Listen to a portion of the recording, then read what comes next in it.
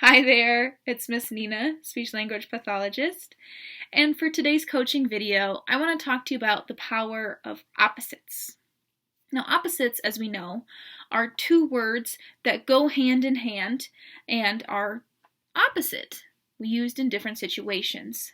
So this is really powerful because if we're going to be introducing new vocabulary to our children, and we introduce one word, well, if it's got an opposite, that's a really great time. We can also introduce the opposite at the same time so that instead of just one word by one word, now we've got a 2-for-1, two words at the same time of introducing, and that's really going to help with their understanding because with opposites, we use this word in certain situations and the other word in other situations.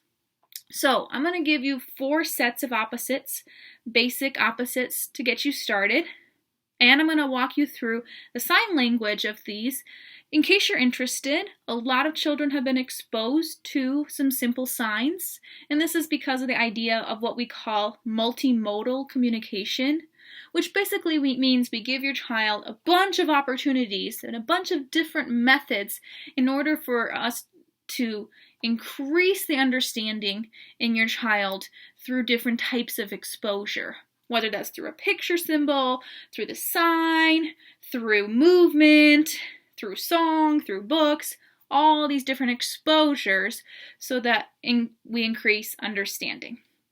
Okay, so the first set of opposites I want to talk about is very powerful, and the words here are stop and go. So let me first show you the signs, and then we'll talk about how we can use these. First, stop, stop. Let me turn this way. Stop. It's just like you're chopping your hand. Stop. And for go, go. Can turn a little bit. Go.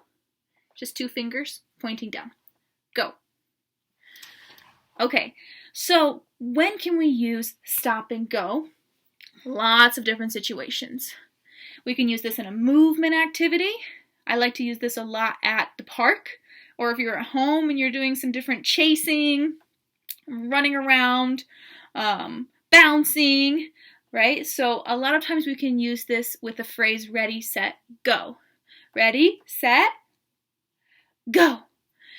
To see if your child will fill in that pause by either signing, bouncing, or saying the word. Now for stop, this is really powerful. It takes a little bit longer for your child to understand that your child can say stop. Sometimes we see a hand up like this, stop. That's okay too. You can use this. But we can use this for if something's happening, if their siblings are fighting, okay, stop.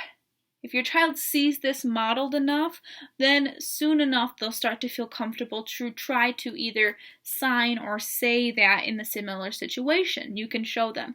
You don't like that, you can say stop. This is powerful. We need to show this as an appropriate way of protesting or refusing or showing that I don't like something.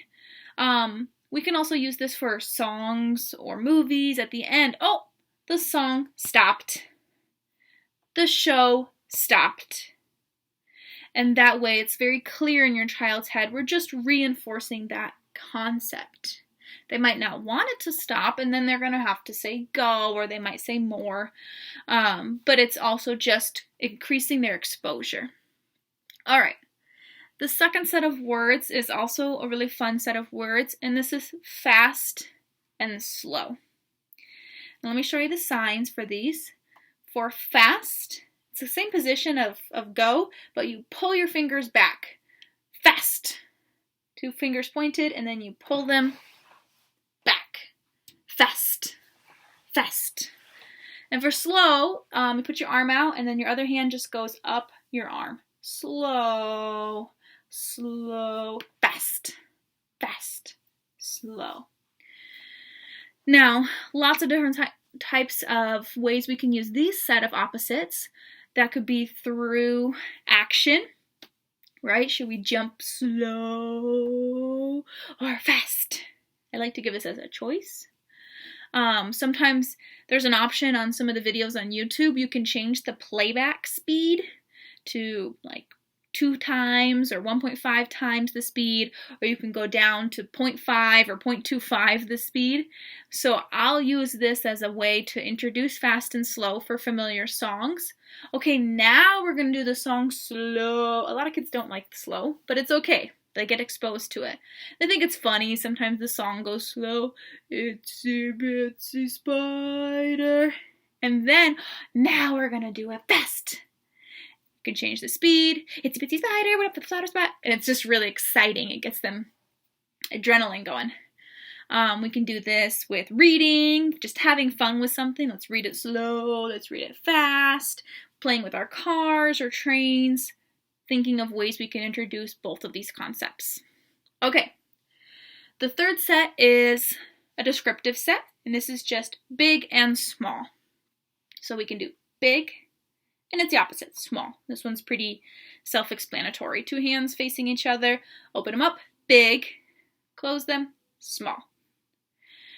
Now we can use this when we're looking at different items in books or even on shows. Oh, look, that tree is so big. Oh, look, that bird is so small. This is just the reinforcing of the idea. And a lot of times these naturally go hand in hand, but if we're looking at things, we can say, oh, where's the big dog? There's the big dog. There's the small dog. Hand in hand.